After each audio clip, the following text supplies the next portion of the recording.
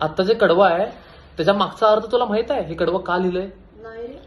तर 1972 साली महाराष्ट्रामध्ये भीषण दुष्काळ पडला होता. अक्षरशः उपासमारीची वेळ आली होती. मग लोक काय खात होते? तर सुकडी नावाचा लाल गहू भारतानं आयात केला होता. तो गहू अमेरिकेमध्ये जनावरांना खायला घालायचे. आणि आपण गणपती बाप्पांना तर तांदळाच्या मोदकाचा निवेद दाखवतोय. तर या गाण्यातून आपण गणपती बाप्पांना असं सांगतोय की तुला मी तांदळाच्या मोदकाचा निवेद आज दाखवू शकत नाही.